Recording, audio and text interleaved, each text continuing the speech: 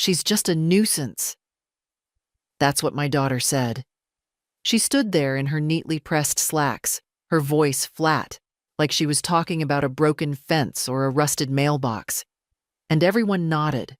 Not one person even blinked. Not the neighbors I used to bake for. Not the councilman I once helped get elected. Not even the woman from across the street. The one whose baby I kept during her gallbladder surgery.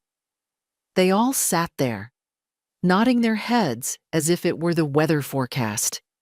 And I sat at the end of the table, hands folded in my lap, feeling the slow heat of shame crawl up my spine.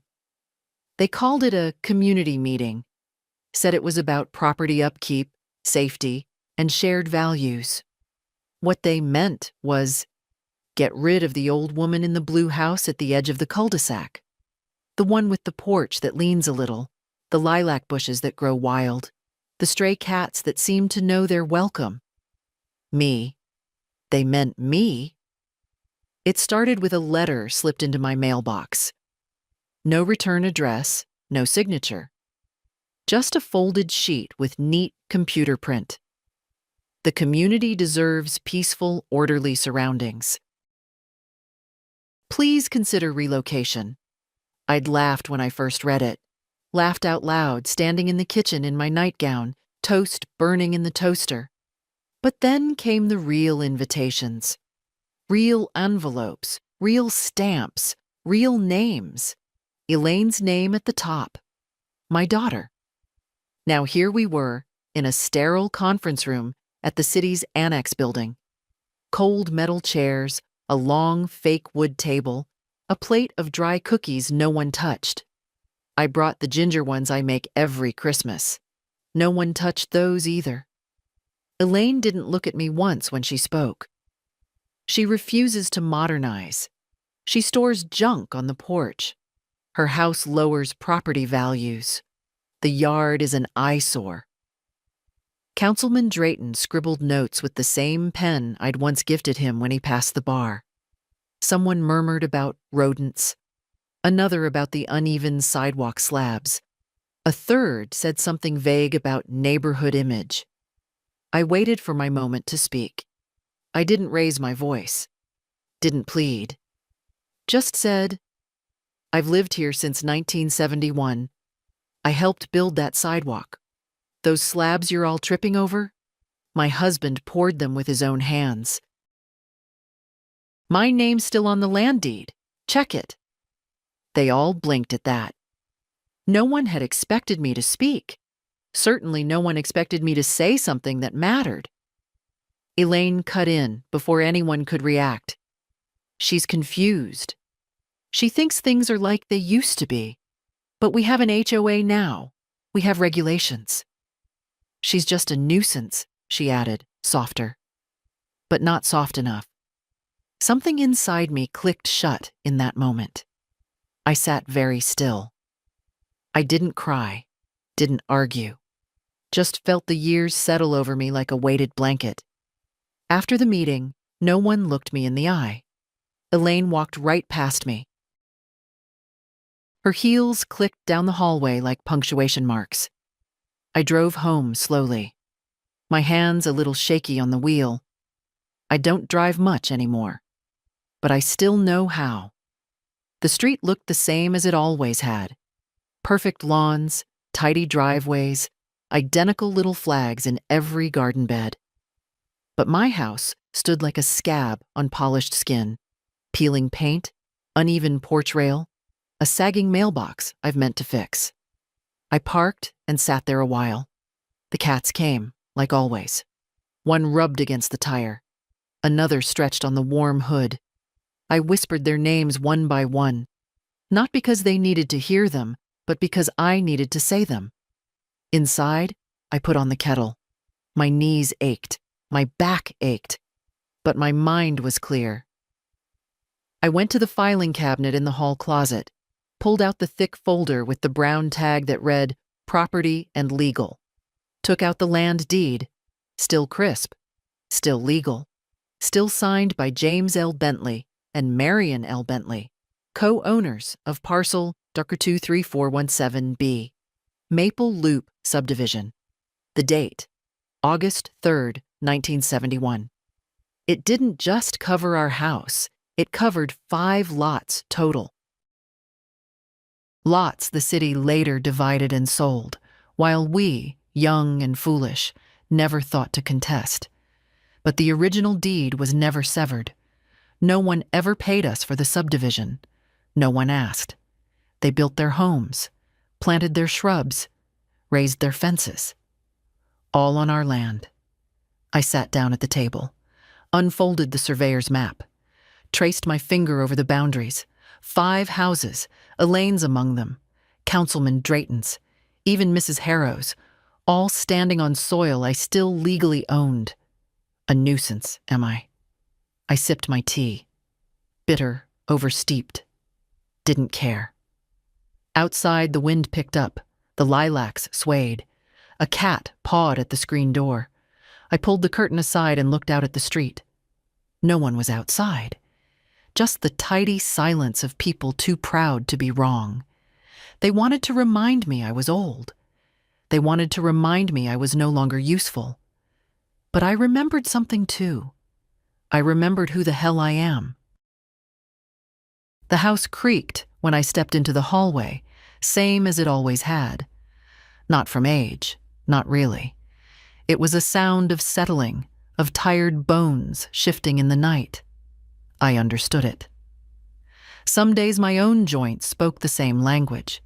I put the deed and the surveyor's map back into the folder, slid it into the drawer under the telephone table, and locked it with the tiny brass key James had always kept in the sugar bowl. Still there, under a handful of artificial sweeteners and a peppermint from who knows when. James. I hadn't said his name out loud in a while. The night after the meeting, I didn't sleep much. I sat by the window with a quilt around my shoulders, watching the streetlights buzz and blink. A possum crossed the lawn around 3 a.m. and disappeared behind the Barlow's azaleas. I used to scare them off, those little night scavengers. Not anymore. I remembered when this street was all red clay and dreams. Back in '71, the city was begging people to build here. They gave incentives, offered discounts on permits, even allowed land bundling. James and I bought 5 parcels with the little inheritance his mother left, and a loan from my uncle.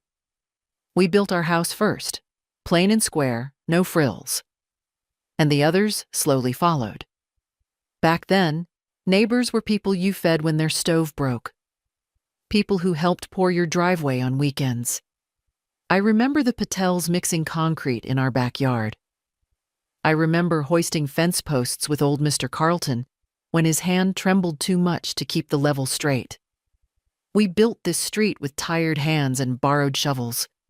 Then came the money, the young couples, the new siding, the shiny cars, and somewhere in between, the forgetting. It didn't happen all at once. It never does. First it was Elaine, my own daughter, rolling her eyes at the curtains I made by hand. Nobody uses lace anymore, Mom. Then it was the HOA notices. Please repaint mailbox to match street palette. Please limit yard decorations to approved seasonal items. Then it was neighbors walking past my porch without waving, whispering when the cats lingered too long near their flower beds. And now it was signatures on a petition. 38 names. 38 people who wanted me gone. I recognized each name. I'd made soup for their fevers, cookies for their birthdays, casseroles for their grief. I'd sat with some of their children when their marriages crumbled. Held babies. Buried secrets. And now I was a line on a complaint form. The next morning, I swept the porch. No one said good morning. The little bench where I used to sit with James had been taken. I noticed that just then. Not moved. Taken. Someone had come onto my property and hauled away a piece of furniture like it was trash. I stood there for a long moment, broom in hand, staring at the empty space. It had been there since 1978, a retirement gift from James's first job. Pine wood, hand-carved, with our initials burned into the side. Gone. My neighbor across the street, Karen, came out in her yoga leggings, holding a smoothie in a clear cup. She looked at me, then quickly looked away. I cleared my throat. "Karen," I said, loud enough to carry, "did you see anyone take the bench off my porch?" She paused. Then, "Oh, I thought, wasn't it on the curb? For pickup?" "No," I said. "It was against the wall, where it always was." She shrugged. "Maybe someone thought it was abandoned." I nodded, slowly. Maybe someone thought wrong. Karen disappeared into her car and drove off without another word. Later that day, a city worker came by, clipboard in hand, high-vis vest, boots still muddy. He looked about 17, with acne and a polite cough. "Ma'am, I have an inspection order. Several complaints about debris and potential code violations. I'm just here to document." I opened the gate and let him walk around. I didn't argue. He took pictures of the tool shed, built by James in '73, and jotted something down. He snapped photos of the rusted wheelbarrow beside the azalea bush, the cat bowls by the porch, the cracked sidewalk, the missing bench. He handed me a copy of the report. "You'll get something in the mail in about 2 weeks. Might be a citation, just so you know." I nodded again. "Thank you for your time." As he walked away, I caught his eye and said, "Be careful with what you write. Land ownership gets tricky around here." He blinked, then forced a smile. "Right. Sure. Have a good one, ma'am." I stood in the doorway long after he left. Something had shifted, not just in me, in the soil, in the silence, in the wind that rattled the dry oak branches overhead. They wanted me to leave, but I wasn't going anywhere. That afternoon, a knock on the door startled me. No one knocks anymore. They text. I opened it to find Jake, Elaine's son, with a grocery bag in his hand. "Hi, Grandma," he said, sheepish. "Mom sent these. Eggs, milk, a loaf of sourdough." I wondered what guilt cost these days. Apparently, $14.80 before tax. Jake didn't look me in the eye. She didn't mean it the way it sounded." I didn't answer. "She's just stressed. You know how she gets when the HOA meetings start up." I still didn't answer. Jake shifted his weight. I don't think she meant to say that." "She said it," I replied. "And everyone heard." He swallowed. "I think they're just scared of old things." That made me laugh, sharp and sudden. It startled him. "Tell your mother," I said, "that the land remembers better than she does." He didn't know what I meant, but I did.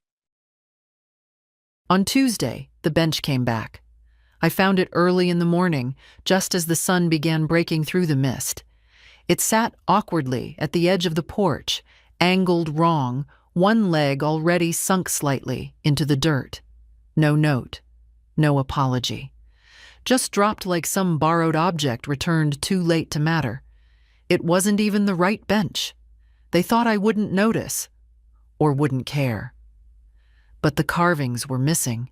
The slats were too narrow, and the pine had been varnished recently, poorly, like someone was trying to make it look older than it was. It was an insult, a gesture wrapped in cowardice. I didn't touch it. Just stood with my coffee and stared at it for a long while. Then I turned around and went inside. That afternoon, I received the first formal notice from the city. White envelope, certified mail. The return address read, Municipal Code Compliance, Neighborhood Division. It was 1 page, neatly formatted. Bullet points. Structural decay, front porch banister, unsecured trash receptacles, side yard, unauthorized feeding of stray animals, general neglect of landscaping. It ended with a request for voluntary remediation within 30 days. Voluntary? How polite. I set the letter on the counter and made myself a sandwich. Pickles, ham, a bit of mustard, just like I used to make James on hot days. I ate slowly, thought carefully. By the time I washed the plate, I'd made up my mind. I went into the back room, the one with the tall filing cabinet and the narrow desk no one used anymore, pulled out the top drawer and sifted through the hanging folders. Deed, full copy. Map, original survey. Correspondence, city planning. Subdivision petition, denied. All still here, all still in order. James had labeled everything in that careful, blocky handwriting of his. He never trusted memory alone. "Write it down, Marion," he'd always say. "Paper outlives the tongue." He was right. I made 3 copies of the deed, 3 of the original survey, put them into fresh envelopes, one for the HOA president, one for the city's compliance office, and one, oh, just for fun, for Councilman Drayton. I sent them certified. Return receipt requested. Let them read. Let them sweat.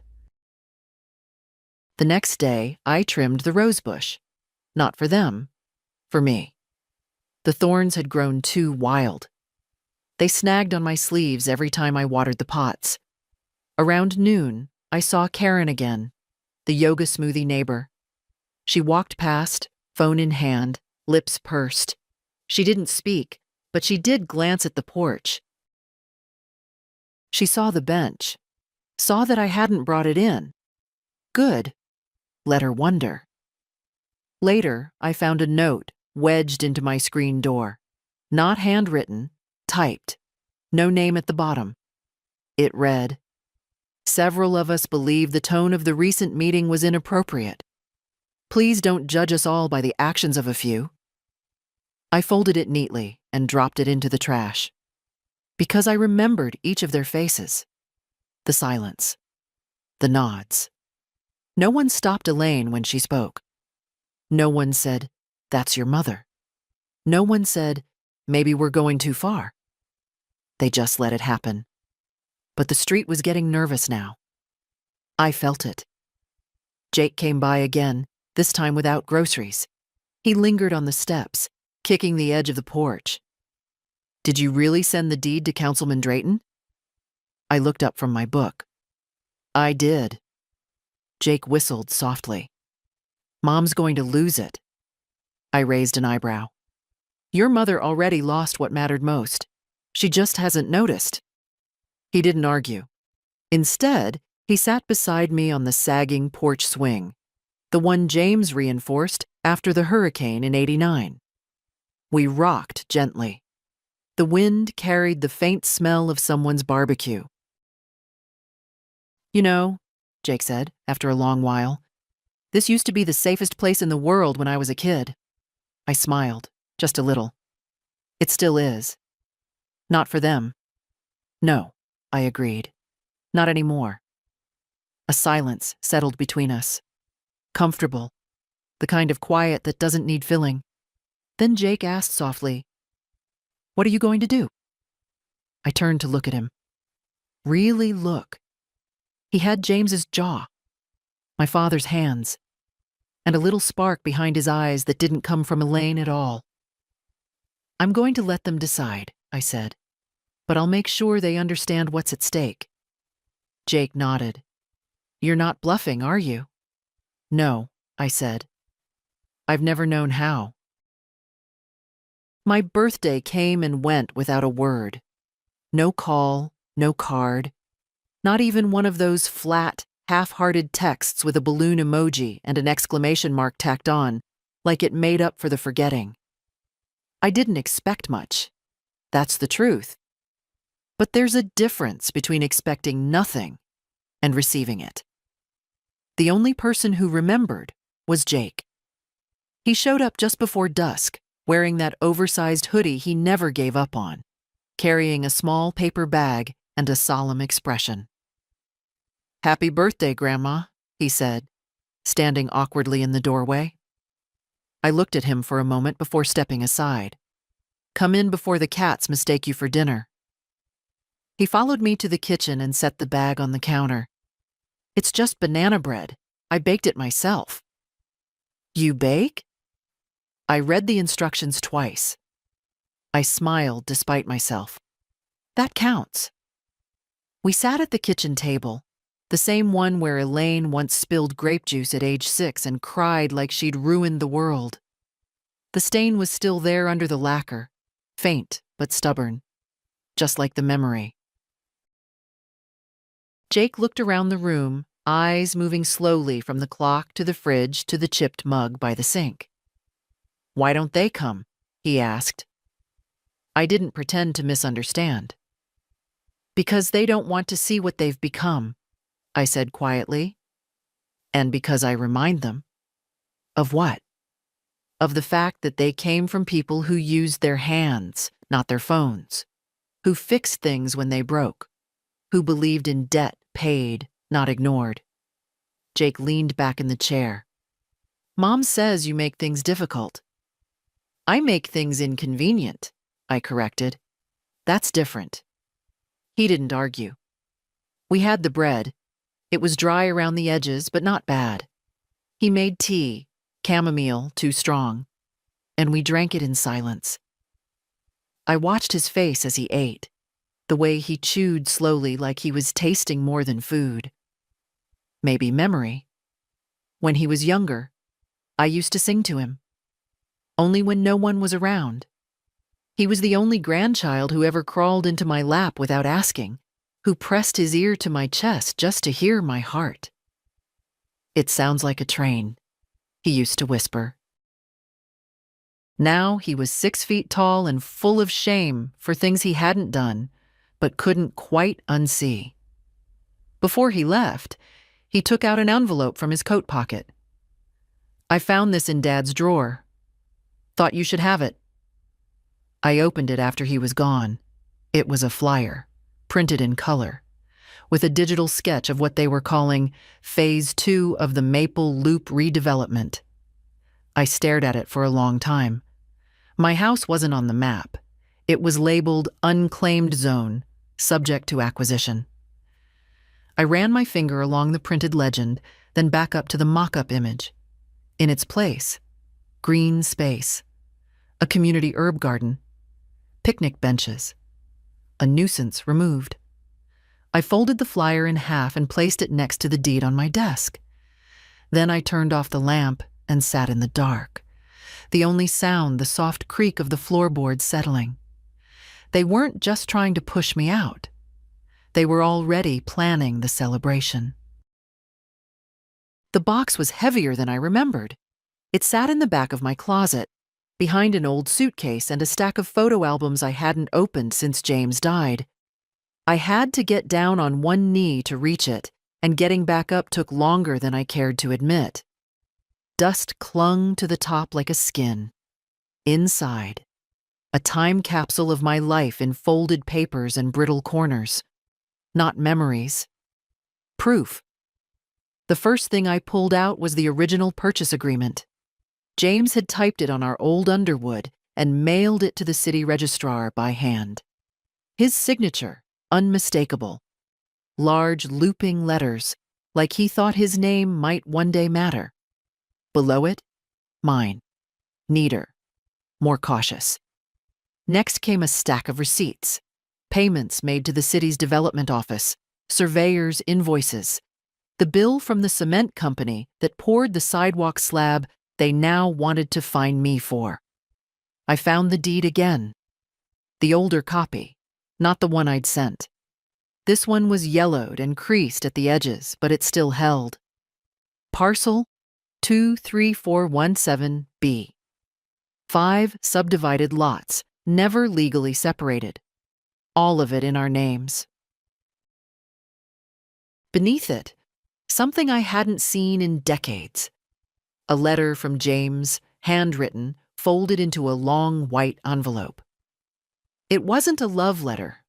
Not really. It was practical, the way James was. Dated 2 days after he was diagnosed. He must have written it from the kitchen table, the house too quiet, the weight of the future, suddenly something he could feel in his chest. I read it slowly. Marion, it began. If I go before you, and I suspect I will, there's something I want you to know about the land. Don't sell unless you want to. Don't sign it over unless it's your choice. You've always been soft with people. That's not a flaw. But I need you to be hard if the time comes. They'll smile at you, but they'll take if you let them. Promise me you won't let them. I sat with that letter in my lap for a long time. I had promised silently the night of his funeral, but I hadn't remembered it until now. Downstairs, the cats rustled in the kitchen. The sun had shifted, throwing long shadows through the lace curtains, the ones Elaine hated. I stood slowly, my knees stiff, and walked to the front window. Across the street, I saw 3 neighbors in the parkway, talking in a huddle. Mr. Jameson, the retired dentist. Carla, who always wore her sunglasses on top of her head like a crown. And that new man who jogged every morning like he was running from something. I couldn't hear them, but I saw the way they kept glancing toward my house, like I was a problem they didn't know how to solve. Let them look. I had nothing left to hide. That evening, I copied James's letter and folded it into a clean envelope. Then I sat down at my desk and wrote 3 more. 1 to the city, 1 to the council, and 1 to the HOA president herself. Each letter started the same. As the legal owner of Parcel 23417B, I am exercising my right to contest any redevelopment plan that involves land under my authority. I didn't use fancy words, didn't threaten, just wrote clearly, factually, with all the weight of history behind me. I signed each one, added a copy of the deed, the original map, and James's letter. In the morning, I'd send them out. Registered mail, not digital, not polite. Real paper, real ink, real weight. At dusk, I sat on the porch. The fake bench was still there. I hadn't moved it. I wouldn't. It could rot right where it sat. The wind picked up slightly, and the rose bush trembled like it had something to say. I closed my eyes and thought of James, of his hands in the dirt, of the sweat in his shirt, of how he used to pat the porch rail and say, all of it, built with a spine. Let them come. Let them read. Let them remember that before they had sidewalks and bylaws, there were people like us, pouring foundations with bare hands and blind faith, and now they want to erase it, not while I'm breathing. The envelope was cream-colored, thick, and embossed, not from the city, not from the council, from the Maple Loop Community Harmony Committee. I laughed out loud when I saw that title, a committee for harmony, in the same way a noose offers security. Inside was a letter with cursive headers and bullet points. It invited me to a civil discussion regarding neighborhood coherence and mutual expectations. Date, Saturday, 10 a.m. Location, Community Room B, Municipal Annex. Length, 1 hour. At the bottom, in smaller type, a reminder that participation reflects goodwill, which I translated naturally as show up or we'll escalate. I didn't RSVP, I didn't have to. I spent Friday setting out the papers again, making copies, labeling folders, highlighting key sections in yellow. I used the same marker I'd used for recipe books, the one that smelled faintly of lemons. By the time evening fell, I had a full packet prepared, neatly clipped, numbered, and sorted. I slipped it into a leather folio I hadn't used since James's memorial. It still held the faintest trace of his cologne, buried beneath the scent of old paper and wood polish. Saturday morning, I dressed with care. Not for them, for me. Dark brown skirt, cream blouse, my sensible shoes, the ones with good arches, and a brooch shaped like a robin because why not? Let them remember who they're speaking to. I walked into Community Room B at 9:55. There were already 8 of them there. I knew them all.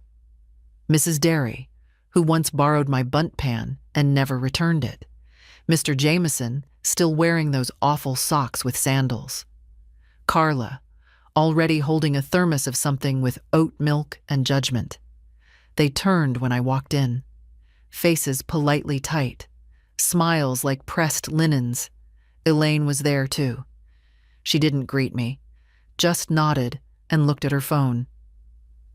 At exactly 10 Gauss, the meeting began. A young man from the Harmony Committee stood and introduced himself as the facilitator. He couldn't have been older than 25.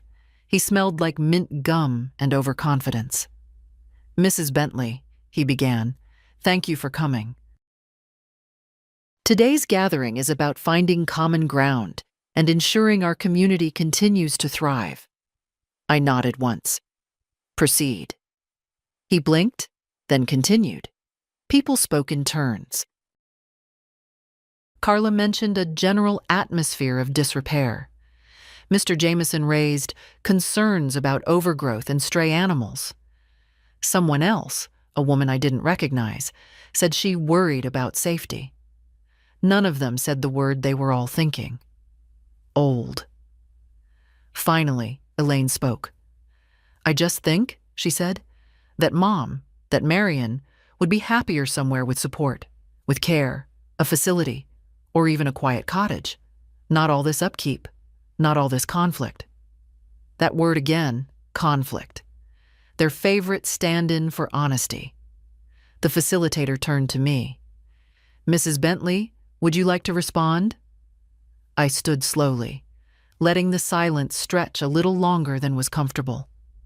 Then I laid the folio on the table and opened it. "This is a copy of the original land deed for parcel 23417B, I said, "dated August 3rd, 1971, co-owned by myself and my late husband, James L. Bentley." I took out the surveyor's map. "This is the boundary. It includes not just my home, but 5 other lots. Your homes," I added, letting my eyes move over each of them. I pulled out the flyer, the one Jake had found in his father's drawer.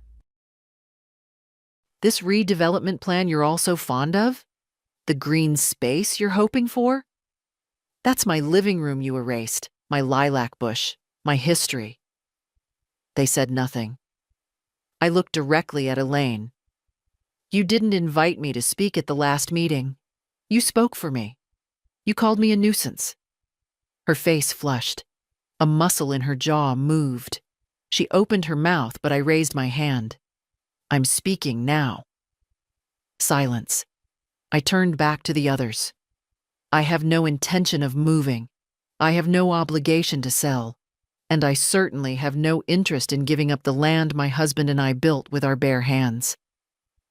I closed the folio gently. "But I'm not unreasonable. If any of you would like to revisit your behavior, your words, your plans, your assumptions, I'm willing to have a conversation.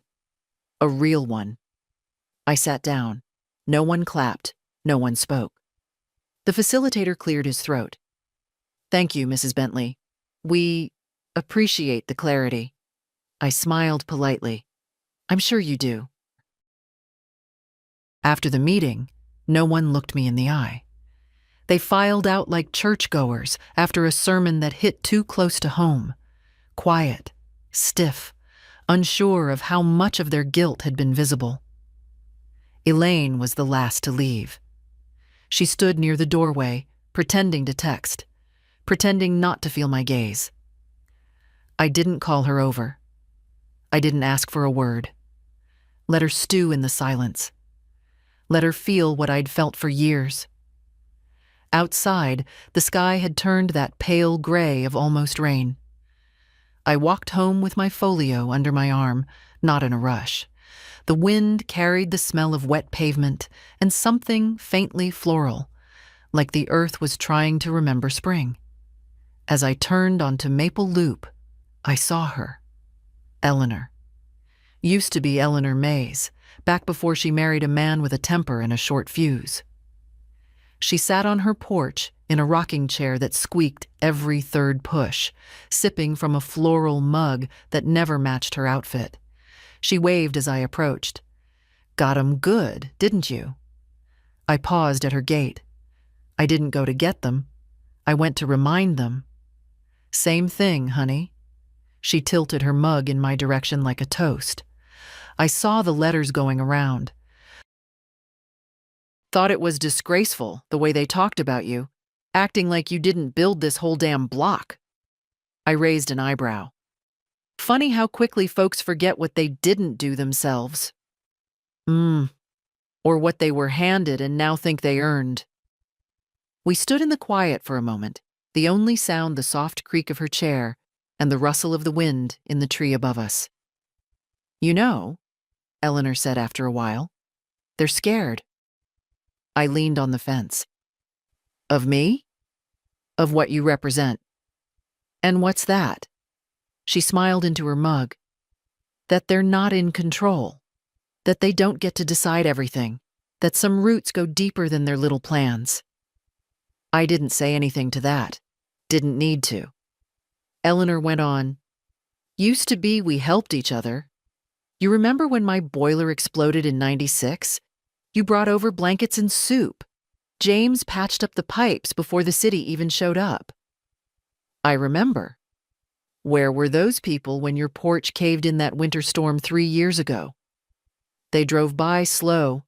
That counts for something." Eleanor laughed, a dry, wheezing sound that turned into a cough. "Don't let them grind you down," she said, once she caught her breath. "You're doing what none of them have the stomach for." "And what's that?" "Outliving them with dignity." I left her with that thought. Back home, I made myself a cup of weak tea and pulled out a notepad. If they were going to keep pushing, I needed to be ready. I listed everything I might need. A copy of the tax records. A notarized statement confirming title continuity. Photos of the property over the decades. A list of documented improvements made by James and me. I'd take it to the lawyer next week, just in case. In the evening, I opened a box of old photos. Not for sentiment. For proof. There was one of James on the roof, hammer in hand, building the frame for the porch they now called an eyesore. Another of Elaine at age 10, holding a kitten with a name she'd long forgotten but I never had. Buttons. One more of the entire street, back when the trees were saplings and the driveways were dirt. I'd send copies with the next round of letters. Let them remember what came before. Let them see that what they stood on wasn't just land. It was labor. And I was still here. The call came Monday morning, right as I was thinning the tomatoes on the windowsill. "Mrs. Bentley?" The voice was young, clipped, carefully neutral, the kind they teach at municipal trainings. "This is Heather Marks from the Neighborhood Relations Office. I'd like to schedule a follow-up discussion regarding your property and recent correspondence." I wiped my hands on a dish towel. "Are we discussing or deciding?" A pause. "We're hoping for a productive exchange." "Then you'll want to read page 3 of the packet I sent," I said. "Specifically the part about irrevocable rights of ownership." Another pause. Longer this time. "I did see that. We'd still appreciate the opportunity to talk." I agreed to meet, not because I owed them, but because I wanted to see how far they'd bend before breaking. The meeting was set for Wednesday, 11 a.m. She said I could bring someone if I wanted support. I said I'd bring documents. That would be enough. That afternoon, I sat at my dining table and sorted through every record I had. James would have been proud. Everything was there: utility receipts, bank transfers, hand-drawn repair logs. Even the photo of him holding the permit in front of our half-built porch, his face flushed from the sun, his grin lopsided. I made extra copies. 3 sets. One for the office, one for the lawyer, one for me. As I worked, I heard footsteps on the gravel path. A knock followed. 3 short taps. When I opened the door, I found Carla. Sunglasses on her head, hair pulled tight, perfume too sharp. She held a Tupperware container in both hands, like an offering. "I made lemon bars," she said. "Thought you might like some." I took the container, not warmly. "Planning to sweeten me up before the city claims the land under your pool?"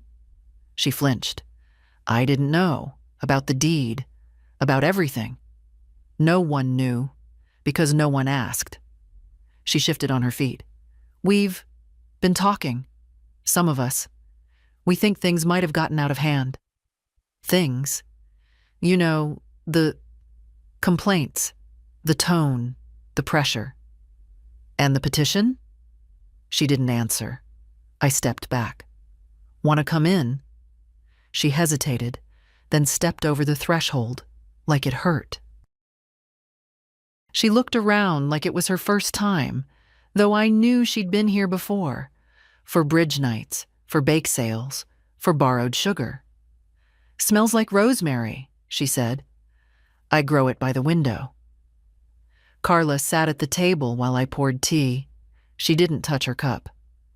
"I'll be honest," she said. "I thought you'd be angry." "I am," I said plainly. "Just not in the way people expect." "What way is that?" "The loud, irrational kind. The kind they can dismiss. But I prefer quiet, documented anger, the sort that files copies in triplicate." She smiled in spite of herself. "I didn't start the petition," she said. "But you signed it." "Yes." "Do you regret that?" She looked at her hands. "Yes." I believed her. She didn't stay long. Left the lemon bars and a murmured apology. As the door shut behind her, I didn't feel satisfaction. Only confirmation. They were starting to crack. Not because I'd shouted, not because I'd begged, but because I hadn't moved. Because I had held my ground. Literally. That evening, Jake came by. "I heard about the city meeting," he said. "Want me to come with you?" "I'll be fine." He hesitated. "They're not going to give up." "No," I said. "They're going to shift tactics." He nodded. "I found something, by the way, in Dad's files. A memo from the city's redevelopment committee." He handed me a printed page. It was a draft, full of legal jargon and annotations. But one sentence stood out. "Expedited transition dependent on removal of legacy residents and acquisition of contiguous lots." I read it 3 times. Legacy residents. So that's what I was now. A relic. An obstacle. I folded the memo, slid it into my folder, and patted Jake's hand. "They're not removing me," I said quietly. "Not without a hell of a fight." The conference room smelled like old coffee and carpet cleaner. A framed poster on the wall read, "Working Together Works," in faded block letters. Someone had drawn a crooked smiley face in the corner with a blue pen, like they couldn't help themselves. Heather Marks wore a pale gray suit and a nervous expression. Her laptop was already open, her pen poised. A man I didn't recognize, thick glasses, bad haircut, sat beside her, fiddling with his phone. "Thank you for coming, Mrs. Bentley," Heather said as I sat. "This is Mr. Powell. He's with municipal planning." I nodded once. "I hope he brought a ruler. He's been redrawing my land." She winced slightly. "We're here to clarify, not contest." "I've brought copies," I said, sliding the folio onto the table. Of the deed, the parcel map, the tax statements, and the permit history. You'll find everything in order. Powell cleared his throat. We're aware of the deed, ma'am, but the city operates under the assumption that the lots were legally severed when the subdivision was approved. But they weren't, I said flatly. There was a petition. It was denied. The subdivision moved forward anyway. No one followed up with a title transfer. No compensation. No signature. No severance. Heather tried to smile. We believe this is a clerical oversight, the kind that happens when paperwork lags behind development. A lag of 51 years? Neither of them answered. I pulled out James's letter, not the copy, but the original. I laid it on the table like a trump card. This is my late husband's written statement, asking me never to surrender this land unless it was my decision, not yours, not the city's, not a committee's. Powell adjusted his glasses. Mrs. Bentley, this is clearly an emotionally charged situation. It's also legally charged, I interrupted. Let's not confuse sentiment with standing. Heather shifted in her chair. We understand your position, we really do. But from a policy perspective, we're under pressure to meet housing and redevelopment targets. I stared at her. Then find a way to do it without pretending my home is a weed to be pulled. Another silence. Powell finally said, You've made your point. Strongly. I leaned back. Good. Heather glanced at her laptop screen, then back to me. Would you be open to a compromise? Perhaps preserving your structure but granting partial easement? I'd be open to respect, I said, and maybe a public acknowledgement that the foundation you're trying to erase was built by someone you didn't bother to invite to the table. They didn't know what to say to that. I left them sitting there, surrounded by their blinking cursors and unspoken damage control. Outside, the sky had cleared. A crisp breeze passed through, tugging at my coat. I walked home without hurry. At the corner, I passed Carla again. She nodded. Not quite a smile, but not a grimace either. Small things shift first. At home, I fed the cats, made tea, and sat at the kitchen table. The lemon bars were still in the fridge. I took one, bit into the edge. Too sweet, too soft. I tossed the rest in the trash. As I was wiping my hands, the phone rang. Elaine. I let it ring twice before answering. Mom, she said. Just that. Elaine? I heard you met with the city. I did. And? They blinked. A long pause. You really won't move. I already moved once, remember? 1971. I chose here, and I'm still choosing it. You're making things harder than they have to be. I sighed. You already did that when you called me a nuisance. That was... Look, it wasn't what I meant. No, I said gently, but it was what you said. She didn't reply. So I added, You know, Elaine, silence from strangers doesn't sting.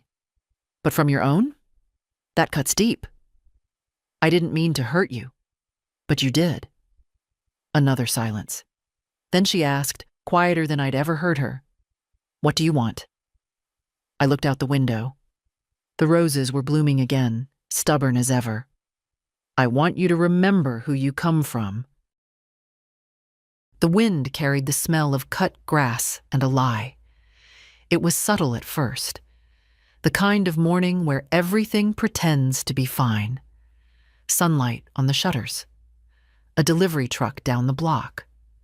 Someone laughing too loud on speakerphone. But I felt it. In the way the birds stopped singing too early. In the way my porch steps creaked just a little more than usual. Something had shifted again. The envelope came after lunch. Hand delivered. No stamp. No note. Just a manila folder tucked halfway under the welcome mat, like they were too polite to shove it into the mailbox, but not brave enough to knock. I opened it at the kitchen table. Inside, printed maps, proposal drafts, and one short letter signed by someone I'd never met. Acting Director of Urban Coordination. The key phrase stood alone, bolded and centered. Notification of imminent action regarding Redevelopment Plan 6B. Imminent. They were done waiting. I turned the page and found a paragraph carefully worded to sound neutral. Something about legal pathways. Something about cooperative resolution and municipal interests. The only line that mattered was the one that said they were preparing a formal claim of eminent domain. There it was. No more flowers. No more lemon bars. Now it was teeth. They weren't going to wait for me to die.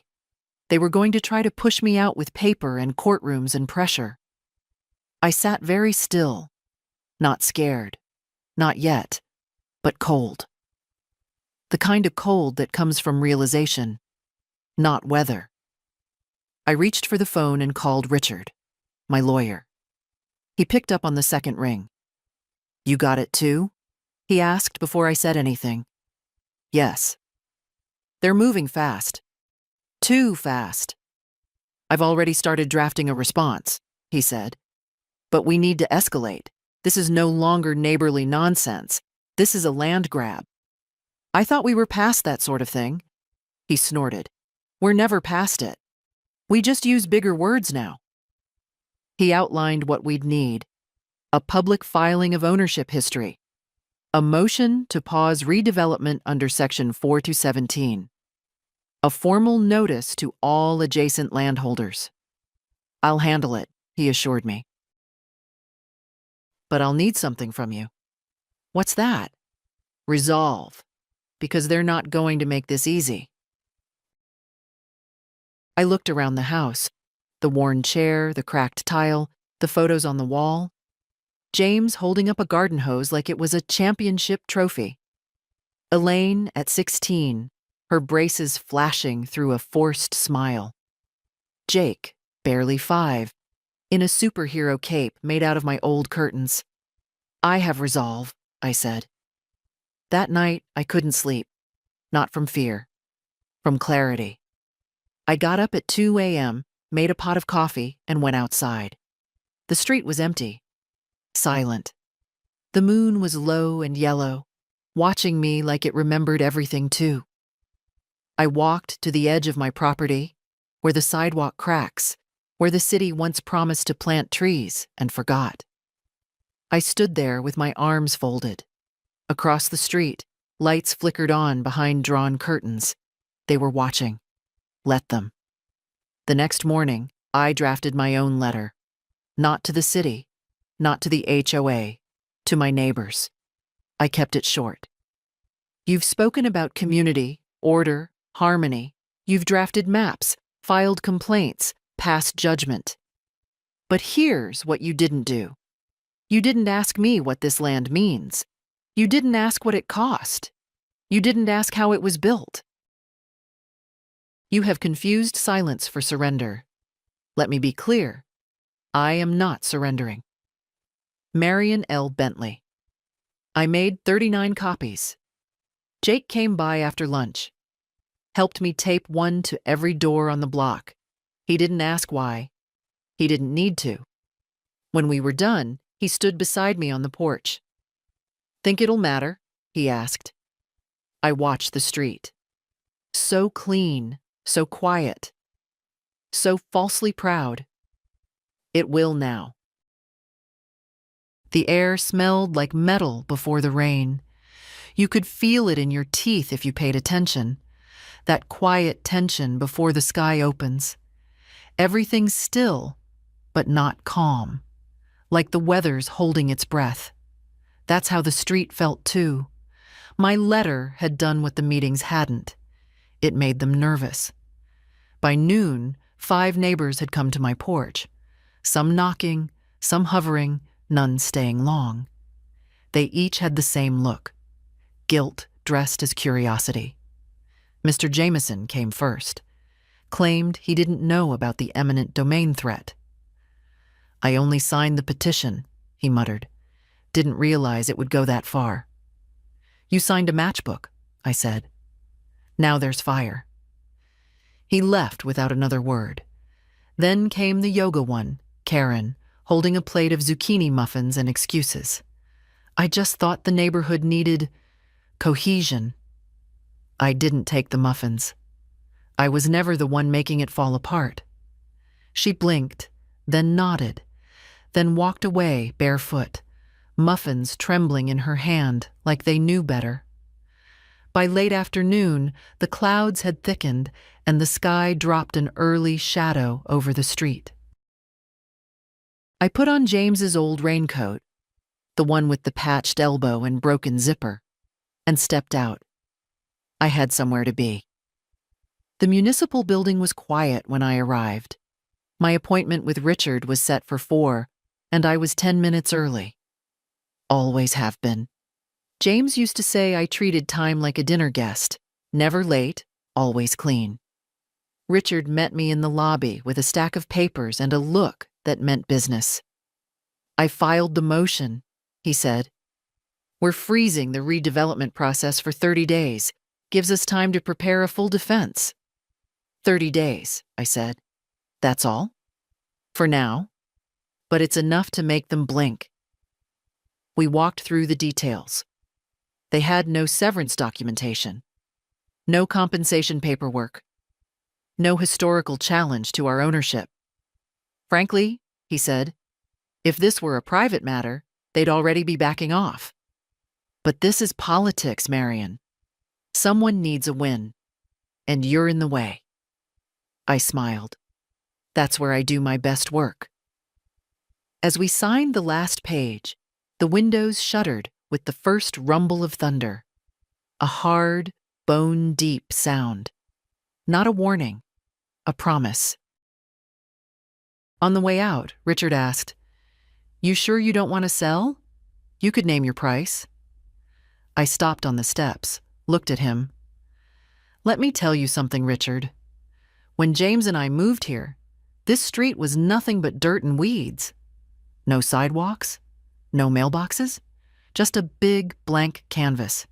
We built something from it, not just a house, not just a yard, but a way of life. One that fed people, held them, buried their dead, raised their babies. You don't sell that. You protect it." He nodded, quietly. I walked home in the rain, not fast, not slow, just steady. The streets glistened, and the gutters filled with all the dust they'd pretended wasn't there. The water made it honest again. At home, the cats watched me from the porch, annoyed at the weather, annoyed that I was late. I stood under the awning, dripping and alive. Inside, I dried off, made tea, and sat at the table where James and I used to play cards. I reached into the drawer and pulled out the old notebook, the one where I used to keep grocery lists, neighbor birthdays, and things I couldn't trust memory to hold. I turned to the back page and wrote, "They know now. That I won't go quietly, that my hands may shake, but my spine doesn't, that this land remembers who laid the first brick. 30 days. Let's see what they try next." The morning after the rain, someone left a plant on my porch. No note, no name. Just a terracotta pot with a lavender sprout, still wet with dew. I stared at it for a long time, then picked it up, turned it in my hands. Someone wanted to say something and didn't know how. Or maybe they did. Maybe they knew exactly what could be said without words. I set it beside the tomatoes on the windowsill. Later, I saw Carla, pacing near her mailbox. She pretended to be on a call. She wasn't. People were starting to feel things now. Not loud. Not all at once. But like shifting furniture late at night, you can hear the scrape through the wall even if no one says a word. That afternoon, the city sent an email. Heather again. We would like to avoid litigation if possible. Would you be open to a mediated resolution with limited transfer rights? I didn't answer right away. Let her wait. I went out back and checked the roses.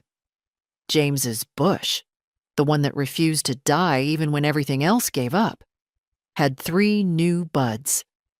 Small, tough, tightly curled, just like him. The mail came with another official letter, this time from a new name. Deputy Coordinator of Urban Renewal. They were running out of titles to hide behind. Inside, a revised proposal. No longer a garden, now a green pedestrian corridor. No mention of my house, just an unutilized structure at the east edge of the zone. Unutilized. I laughed, one of those short, sharp laughs that feels like a cough. At 5 p.m., I replied to Heather's email. I'll consider mediation, but let's be clear. I am not surrendering the land. Any compromise begins with acknowledgement of ownership, of history, of harm. If your office is willing to speak plainly, I am willing to listen. She responded within the hour. Understood. I'll schedule a preliminary mediation for next week. I forwarded the message to Richard. He called me 5 minutes later. You've got them on the ropes, he said. I'm not here to win, I replied. I'm here to be heard. Sometimes, he said, that's the same thing. As night fell, Jake stopped by again. No groceries, no envelope, just him. We sat on the porch, listening to the cicadas hum beneath the lilacs. I read the revised plan, he said. It's garbage. They're softening the language. Still garbage. He paused, then added, Mom's nervous. She won't say it, but she is. I looked at him. She should be. He nodded. She said something weird yesterday. Said she remembers helping paint the fence when she was little. Said it's strange to see that same fence still here. It was built to last, I said. So were you. We sat there for a while. Then Jake asked, what if they back down? Then I make my tea and keep living. And if they don't? I looked out over the street. All those trimmed hedges, silent driveways, lights turning on in perfect order. Then I remind them, I'm still the one holding the deed. They brought a mediator. His name was Ron, mid-40s, too much cologne, a tie with tiny bicycles on it. Like he thought that might make him seem less like someone paid to talk you into giving up something that's yours. We met in a small room with soft chairs and fake plants, neutral colors, water in glass pitchers. It smelled like waiting rooms and controlled conflict. Ron smiled a lot.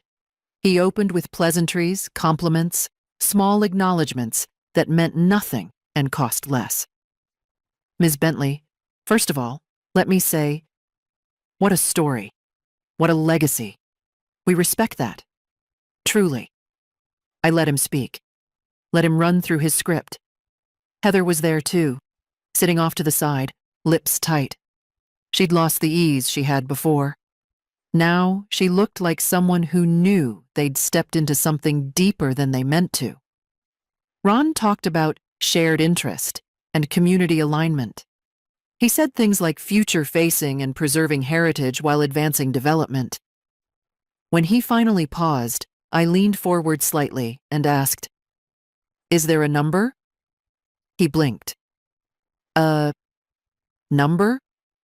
A price? You're all circling something." "Might as well land the plane." Heather spoke then, quiet, careful. "There's a discretionary fund for difficult properties. It's not public, but we could access it. With cooperation." I looked at her. Define cooperation. Transfer of partial rights, not the whole parcel, just some of it. Which part? She hesitated.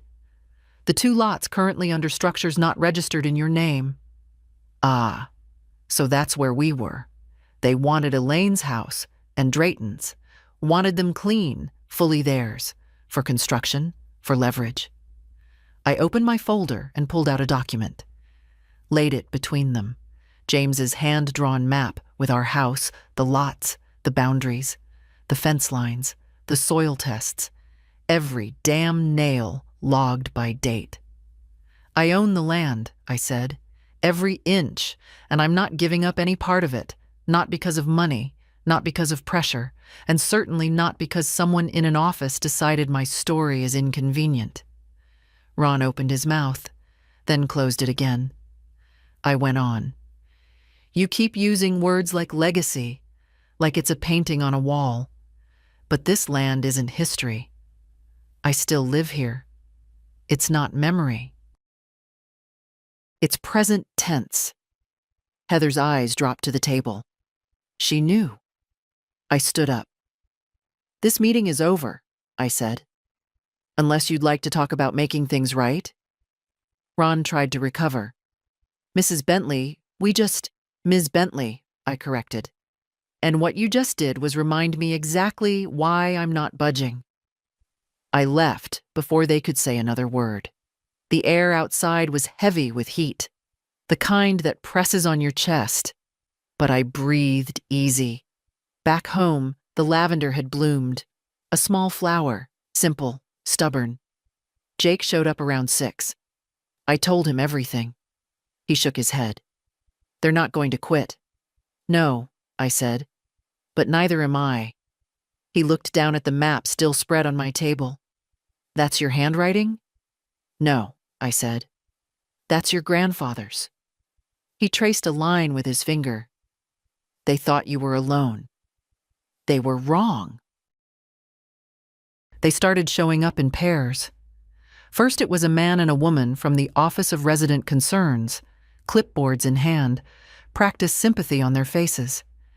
They stood at the edge of my porch and asked if I had a moment to discuss possible transitions. Transitions, I repeated. Yes, ma'am. Options for residents in your position. I'm not in a position, I said. I own one. They smiled, faltered, shifted weight from one foot to the other. Of course. We're just here to help ease any burdens. I closed the door. 3 days later, 2 surveyors arrived. No warning, no note. They stood on the sidewalk with a laser level and started aiming it toward my east lot, Elaine's side. I walked out calmly, stood with my arms crossed. Excuse me, I said, loud enough to crack their professionalism. Do you have written permission to survey private land? They fumbled. One reached into his bag, pulled out a sheet. I didn't touch it, just looked him in the eye. You're not on city property, you're on mine. Take your equipment off my line and tell your supervisor he just trespassed. They packed up within 5 minutes. I called Richard. He filed a cease and desist letter the same day. Jake showed up that evening with a bag of groceries and his fists already clenched. They're pushing, he said. Hard. I know. Mom's worried. She won't admit it, but she is. She should be. He looked at me for a long second. You ever think about giving them what they want? Just for peace? I didn't get angry, just leaned back in my chair and said, Jake, peace that costs you your dignity isn't peace. It's silence. He didn't speak for a moment. Then he nodded. I get it. The next morning, a drone buzzed past my window. Small, black, silent until it wasn't. It hovered near the roofline, then dipped low toward the garden. I stood in the yard with my coffee and watched it. It hovered. I waved. It left. They were testing me. Not legally, psychologically. They wanted me worn down, confused, isolated. But I was none of those things. I called Eleanor later that afternoon. She was old, sharp, and made better lemonade than anyone on the street. They're coming after me harder now, I said. Good, she replied. Good? Means you hit something. Nerve, artery doesn't matter. Keep pressing. She paused, then added, You want me to write something for the paper? The paper won't print it. I didn't say submit it, I said write it. Just to have, just in case. That night, I sat with the old ledger again, made a list, lot boundaries, survey violations, names of all who entered without notice, times, dates, badge numbers when visible. I was building a case, not for court, for memory, for proof, the kind they couldn't rewrite once I was gone. Elaine called late. You're pushing them too hard? No, I'm just not moving when I'm told. I'm scared. For me? For all of us. That was the first honest thing she'd said in weeks. They think if they press long enough, I said, I'll break. Will you? I looked out the window. The lavender still stood. Even after the drone, the heat, the wind. Its stem thin, but upright. No, I said. Not now. They withdrew the claim quietly. No announcement, no letter of apology.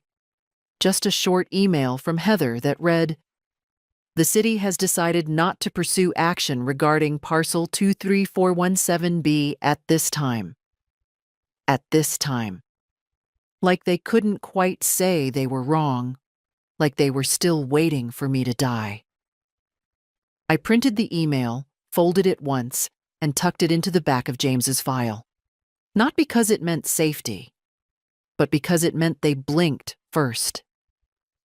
News spreads fast in places that pretend nothing happens. Mr. Jameson waved at me the next morning. Karen left another plant, rosemary this time, with a handwritten note that said, For the woman who remembers everything. I didn't write back, but I planted it anyway, let it root. Let it grow under a sky that finally backed off. Jake came by with flowers and a tin of cookies. Not store-bought this time. He'd baked them. They were burnt. I ate too. He sat on the porch swing, legs too long, arms folded the way his grandfather used to. So, he said, You won. No, I said. I didn't lose. He looked around the yard. They won't forget this. Good. He turned to me, his voice quiet. What happens now? I sipped my tea. Now, I said. Now I live. Same as before. Same as always. He stayed for dinner. Helped me wash the dishes. We didn't talk about Elaine. We didn't need to. Later, after he'd gone, I sat by the window and watched the light fade from the street.